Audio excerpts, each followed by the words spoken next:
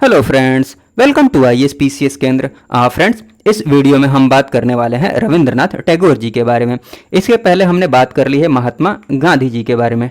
ठीक, आपको पता ही है कि बीपीएससी जो मुख्य परीक्षा होती है, बीपीएससी की मुख्य परीक्षा के GS1 के सेक्शन 1 में, ठीक, सामान्य अध्ययन 1 पेपर के सेक्शन 1 अर्थात खंड 1 में 3 व्यक्तित्व को पढ़ना है, 3 पर्सनैलिटी को पढ़ना है। वो कौन कौन सी पर्सनैलिटी हैं? महात्मा गांधी हैं, रविंद्रनाथ टैगोर हैं, जवाहरलाल नेहरू हैं। ठीक, तो महात्मा गांधी को हमने कंप्लीट कर लिया है। इस वीडियो में हम रविंद्रनाथ टैगोर जी को देख लेंगे और अगले वीडियो में जवाहरलाल नेहरू को देख लेंगे। ठीक है, तो पिछले वीडियोज को अगर आपने नहीं देखा है तो डिस्क्रिप्शन बॉक्स में लिंक दिया हुआ है, आप वहां से जाकर उन वीडियोज को जरूर देख सकते हैं। ठीक है, तो चलिए बिना किसी देरी के इस वीडियो को शुरू करते हैं। देखिए, वैसे तो सारी बातें मैंने काफ़ी अच्छे से पॉइंट वाइज फॉर्म में लिख दी हैं। ठीक, समझने में कोई प्रॉब्लम होगी नहीं, बट जहाँ पर समझाने की ज़रूरत होगी वहाँ पर मैं समझा दूंगा। ठीक, तो चलिए ये देखते हैं, रविंद्रनाथ टैगोर जी के बारे में देखते हैं। ठीक, रविंद्रनाथ टैगोर जी के बारे में बात की जाए तो देखिए, आप सबको पता ही है कि वो एक कवि थे। ठीक, कवि के साथ साथ शिक्षा शास्त्री, दार्शनिक थे, मानवतावादी थे, देशभक्त थे, अंतर्राष्ट्रीयतावादी व भारतीय आत्मा के प्रवक्ता थे। ठीक, छोटा सा उनका जीवन परिचय है, देख लेते हैं, उसके बाद बात करेंगे उनके विचार क्या थे, ये सब। ठीक ना, देखिए उनका परिवार था ना, सबसे बड़ी बात, सबसे विशेष बात क्या थी कि उनका परिवार क्या था? कला प्रेमी था। उनका परिवार कला प्रेमी था, जिसकी वजह से, ठीक, कला प्रेमी था और कला के संरक्षक थे वो, जिसकी वजह से बहुत सारे लोग, अर्थात बहुत सारे लोग मतलब उनके घर कवि, नर्तक, कलाकार, लेखक, संगीतकार ये सब आया करते थे, जिसका काफ़ी प्रभाव पड़ा। ठीक, इसका प्रभाव पड़ा किन पर? रविंद्रनाथ टैगोर जी के जीवन पर काफ़ी व्यापक प्रभाव पड़ा। ठीक है ना, इन लोगों का। ठीक, और उसके बाद बात की जाए, देखिए 1905 में जो बंगाल विभाजन हुआ था, 1905 में बंगाल विभाजन, इस समय उन्होंने देशभक्ति से परिपूर्ण कई गीतों की रचना की, जिसमें से आप एग्जाम्पल के रूप में ये याद रख सकते हैं, अमार सोनार बांग्ला। ठीक, हाँ, 1919 की बात की जाए तो 1919 में जलियांवाला जो बाग हत्याकांड हुआ था, उसमें उन्होंने सर की उपाधि वापस लौटा दी थी। ठीक, तो ये थोड़ा सा जीवन परिचय है। उसके बाद बात की जाए उनके विचार के बारे में, बात की जाए वो क्या सोचते थे, शिक्षा को लेकर क्या सोचते थे। शिक्षा के बारे में वो बोलते थे कि राष्ट्र का निर्माण का आधार है, राष्ट्र निर्माण का आधार है क्या? शिक्षा। ठीक है ना, शिक्षा जरूरी है, अतः वो बच्चों को शिक्षित करना, अतः मतलब बच्चों को शिक्षित करना क्या है? अनिवार्य है। उनका मानना था कि बच्चों को शिक्षित करना अनिवार्य है। क्यों? क्योंकि ये राष्ट्र निर्माण का आधार है, और सही बात भी है। ठीक, फिर बात की जाए कि हाँ, उनकी बात की जाए तो सहानुभूति व सेवा, ठीक है ना, सिंपैथी और सेवा टैगोर की जो शिक्षा थी ना, उसके सिद्धांत के प्रमुख आदर्श थे। ठीक, सहानुभूति व सेवा। ठीक, उसके बाद बात की जाए तो वो शिक्षा के बारे में क्या बोलते थे? वो ये बोलते थे ना, किताबी ज्ञान तो ठीक है, लेकिन किताबी ज्ञान के अलावा व्यवहारिक शिक्षा भी जरूरी है। उन्होंने व्यवहारिक शिक्षा की भी वकालत की, प्रैक्टिकल नॉलेज की। ठीक ना, हाँ, सांस्कृतिक सहिष्णुता की बात करते थे। ठीक, सांस्कृतिक सहिष्णुता, ठीक, मतलब दूसरी जो संस्कृति है, दूसरे कल्चर जो हैं, उनको भी रिस्पेक्ट दें हम। ठीक, उनको भी जगह दें। उनके कहने का मतलब ये था, सांस्कृतिक सहिष्णुता पर भी उन्होंने जोर दिया था। ठीक, फिर बात की जाए, हाँ, 1913 में उन्हें नोबेल पुरस्कार मिला था। ठीक, उनकी उपलब्धि थी ये कि 1913 ईस्वी में उनको नोबेल पुरस्कार मिला था। उनकी सबसे फेमस रचना जो है गीतांजलि, गीतांजलि के लिए। ठीक है ना, तो थोड़ा सा ध्यान रखिएगा। हाँ, जनगण मन जो भारत का राष्ट्रीय गान है, उसकी रचना रविंद्रनाथ टैगोर जी ने की थी। ठीक, तो इनका थोड़ा सा ये परिचय हो गया। हाँ, ये क्या बोलते थे कि बगैर आर्थिक स्वतंत्रता के, ठीक, जब तक सभी लोग आर्थिक रूप से स्वतंत्र नहीं हो जाए, समर्थ नहीं हो जाए, ठीक ना, तब तक राजनीतिक स्वतंत्रता का कोई महत्व नहीं है। ठीक, ये उनका मानना था। हाँ, चलिए अब एक एक करके चीज़ों को देखते हैं। थोड़ा सा इंट्रोडक्शन था वो उनका। उसके बाद बात करते हैं टैगोर के चिंतन पर जो प्रभाव पड़ा, किनका प्रभाव पड़ा। ठीक, हाँ, सबसे पहले बात की जाए, उनके पिता का काफ़ी प्रभाव पड़ा। उनके पिता देवेंद्रनाथ टैगोर का जो उनके चारित्रिक श्रेष्ठता थी, ठीक, चारित्रिक श्रेष्ठता थी, कैरेक्टर की बात की जा रही है, और गहन धार्मिक आस्था थी। ठीक, इन दोनों बातों का काफ़ी व्यापक प्रभाव पड़ा, किन पर? टैगोर के चिंतन पर। ठीक, उसके बाद बात की जाए तो साहित्य, जो टैगोर का जो साहित्य था ना, उनके साहित्य पर वैष्णव कवियों का स्पष्ट प्रभाव पड़ा, स्पष्ट प्रभाव दिखता है। ठीक है ना, उनके साहित्य पर। ठीक, तो ये सारी बातें हैं, थोड़ा सा पढ़ते जाइए, पॉइंट वाइज सारी बातों को लिखा है, समझने में कोई प्रॉब्लम हो भी नहीं रही होगी। हाँ, विज्ञान के क्षेत्र में पाश्चात्य सभ्यता का प्रभाव पड़ा, ठीक, विज्ञान के क्षेत्र पर। लेकिन वो पाश्चात्य सभ्यता जो है वो मानव केंद्रित होना चाहिए, ठीक, मानव केंद्रित होना चाहिए। विज्ञान के क्षेत्र में पाश्चात्य सभ्यता का प्रभाव ठीक है, लेकिन वो कैसा प्रभाव है? मानव केंद्रित प्रभाव है, ठीक। फिर बात की जाए तात्कालीन उस समय का जो धार्मिक और सामाजिक सुधार आंदोलन चल रहा था, उसका भी काफ़ी प्रभाव पड़ा टैगोर के चिंतन पर, ठीक। तात्कालिक धार्मिक व सुधार आंदोलन का, ठीक ना, जो भी सुधार आंदोलन उस समय चल रहे थे।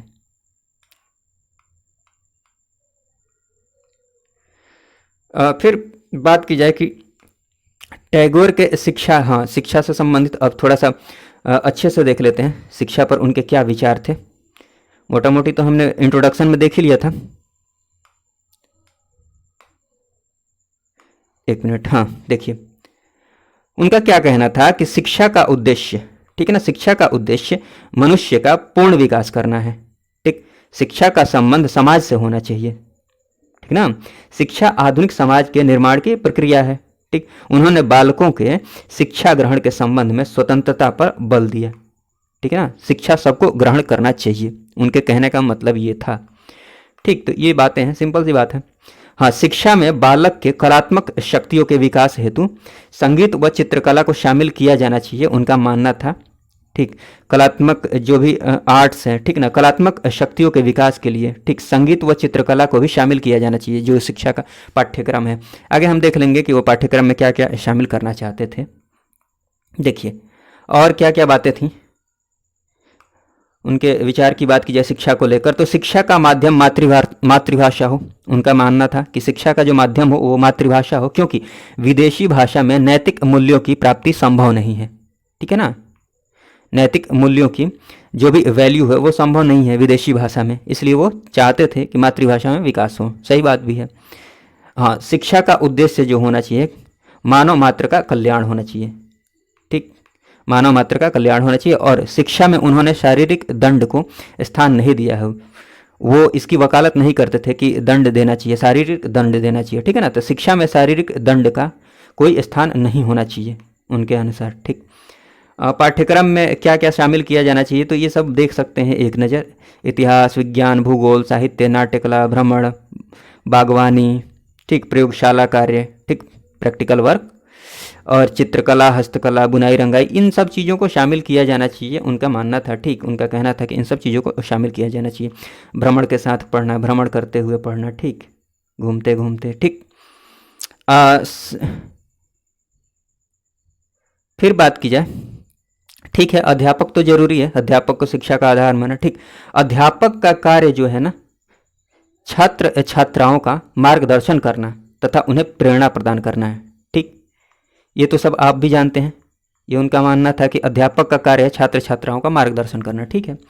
हाँ, इम्पॉर्टेंट बात ये है, ये कोट कर सकते हैं जहाँ जरूरत पड़ेगी, एक अध्यापक को हमेशा सीखते रहना चाहिए, ठीक। एक अध्यापक को हमेशा सीखते रहना चाहिए, क्यों? क्योंकि एक जलता हुआ दिया ही दूसरे दिए को प्रज्वलित कर सकता है, ठीक ना। ये इम्पॉर्टेंट लाइन है, ये बहुत इंपॉर्टेंट है, आप इस बात को ध्यान में रख सकते हैं। एक अध्यापक को हमेशा सीखते रहना चाहिए, क्योंकि एक जलता हुआ दीपक ही दूसरे दीपक को प्रज्वलित कर सकता है, ठीक ना। इधर से होगा, ठीक, दिए को, ठीक ना। हाँ, शिक्षा का उद्देश्य क्या होना चाहिए? शिक्षा का उद्देश्य वो बोलते थे कि शारीरिक, मानसिक व आध्यात्मिक, शारीरिक हो, मानसिक और आध्यात्मिक तीनों का विकास होना चाहिए। शिक्षा का उद्देश्य ये होना चाहिए कि शारीरिक, एक मिनट मिटा देता हूँ, ये शारीरिक, मानसिक और आध्यात्मिक, ठीक ना, तीनों का विकास हो, तभी छात्र का सर्वांगीण विकास संभव है, ठीक। हर तरह से विकास संभव है, सर्वांगीण विकास संभव है। कैसे? जब शारीरिक विकास भी हो शिक्षा से, मानसिक विकास भी हो, आध्यात्मिक विकास भी हो, ठीक। उसके बाद बात की जाए कि मानव व पर्यावरण के मध्य निकट का संबंध होना चाहिए, पर्यावरण से दूर नहीं होना चाहिए मानव को, ठीक। नेचर से लगाव रखना चाहिए, नेचर से प्रेम करना चाहिए, ठीक। मानव व पर्यावरण के मध्य निकट का संबंध होना चाहिए। औपचारिक शिक्षा प्रणाली का वो विरोध करते थे, उन्होंने ज़्यादातर शिक्षा घर से ही प्राप्त की थी, ठीक। औपचारिक शिक्षा कहने का मतलब स्कूल जाना, इस एक कमरे में बंद होकर पढ़ना, ठीक, ये नहीं चाहते थे। वो चाहते थे पर्यावरण के बीच में रहकर, प्रकृति के बीच में रहकर पढ़ना, ठीक। आश्रम पद्धति को वो ज़्यादा अच्छा मानते थे, ताकि नेचर में आदमी पढ़ सके, प्रकृति में पढ़ सके एकाग्र मन से, ठीक। उनका मानना था कि वहाँ पर ध्यान केंद्रित कर सकते हैं ज़्यादा, नेचर में पढ़ेंगे तो, ठीक, एकाग्रचित्त होकर पढ़ पाएंगे, ये उनका मानना था। हाँ, उन्होंने बोला कि प्रकृति ही, नेचर ही सच्ची शिक्षिका है, ठीक। शिक्षा की पद्धति की बात की जाए तो शिक्षा की पद्धति बालकों के स्वभाव के अनुसार होनी चाहिए। वह व्याकरण पढ़ाने के क्रम में बालकों से उनकी भाषा नहीं छीननी चाहिए। जो भी भाषा, वो भाषा नहीं छीननी चाहिए, ठीक। जिस भी भाषा में वो उनका इंटरेस्ट है, उसमें उनसे बात की जानी चाहिए, उसी भाषा में उनको शिक्षा देनी चाहिए, ठीक। उन्होंने शिक्षा में मूल्यों का अत्यधिक महत्व दिया है और अनौपचारिक शिक्षा आनंदमयी बताया है। अनौपचारिक जो शिक्षा है उसको आनंदमयी बताया है। जैसे उनकी जितनी भी शिक्षाएं हुई ना, उन्होंने जो भी शिक्षाएं ग्रहण की वो घर पर ही रहकर ग्रहण की। मैंने शुरू में ही ये बातें आपको बता दी हैं, ठीक। और वो जो आश्रम पद्धति थी, नेचर में रहकर पढ़ने की पद्धति थी, उसको ज़्यादा सपोर्ट करते थे, ठीक। हाँ, नैतिक जो चरित्र है उसका आधार शिक्षा को बताया, ठीक है ना। आगे बात की जाए,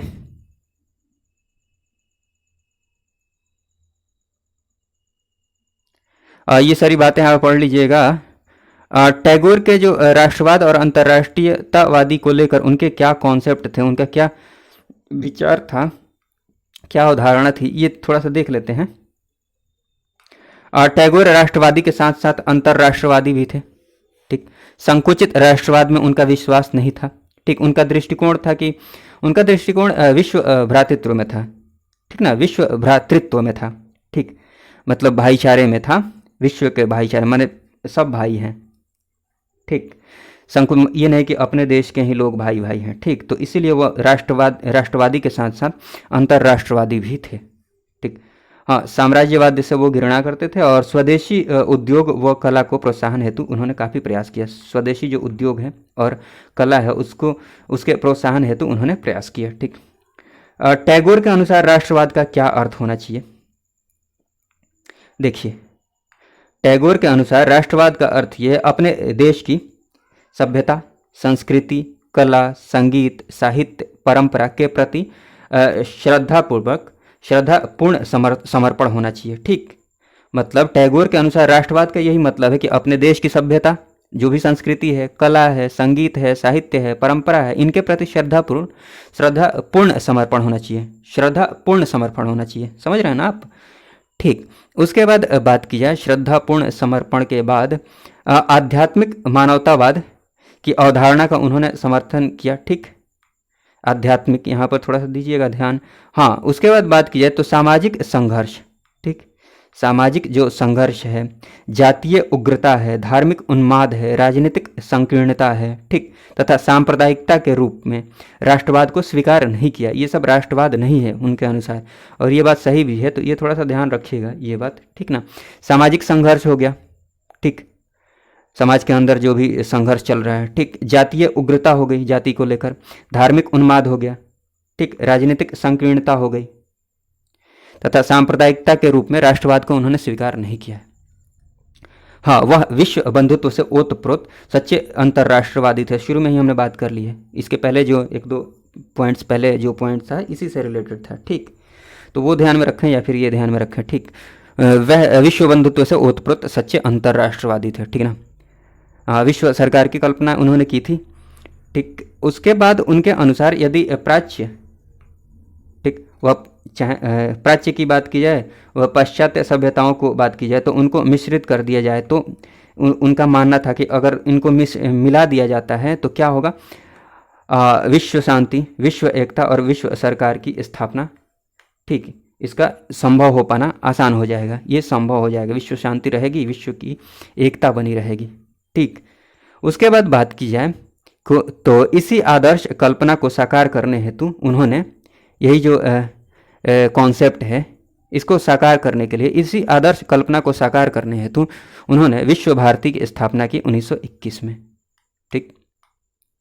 तो ये कोट कर सकते हैं, विश्व भारती की स्थापना 1921 में, विश्व शांति की स्थापना हेतु, टैगोर की बात की जाए, आपको भी कहीं विश्व शांति एकता की बात आए तो ये सब बातें कोट कर सकते हैं कि रविन्द्रनाथ टैगोर भी ऐसा सोचते थे, ठीक, जिसके लिए उन्होंने विश्व भारती की स्थापना भी की 1921 में, ठीक ना। ऐसा नहीं कि क्वेश्चन रविन्द्रनाथ टैगोर जी से रिलेटेड है तभी आप कोट कीजिएगा, ठीक, जहाँ भी जरूरत, जहाँ भी स्कोप लगे, स्कोप दिखे आपको जिस भी आंसर में, वहाँ पर आप कोट कर सकते हैं, ठीक। बात की जाए कि हाँ, टैगोर की यही संकल्पना विश्व में संयुक्त राष्ट्र संघ के, हाँ, यही जो कॉन्सेप्ट है ना, इसी कॉन्सेप्ट पर ये संयुक्त राष्ट्र संघ है ना, ये बना हुआ है, ठीक। टैगोर की यही संकल्पना विश्व में संयुक्त राष्ट्र संघ के रूप में उभरा, ठीक।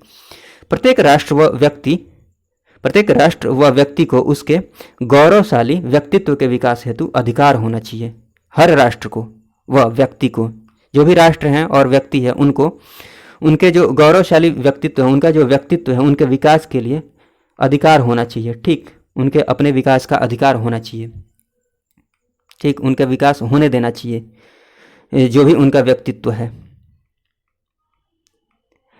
उसके बाद बात कर लीजिए, राज्य को जनता के हित में कार्य करना चाहिए, ठीक, जो भी सरकार है उनको जनता के हित में कार्य करना चाहिए।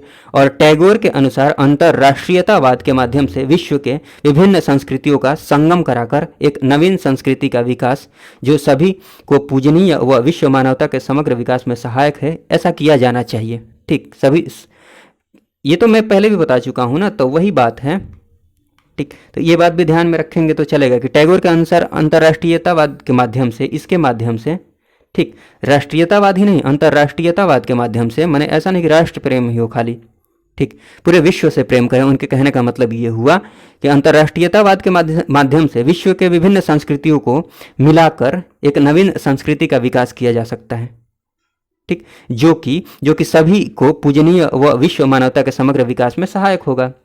उनके कहने का मतलब ये था, ठीक।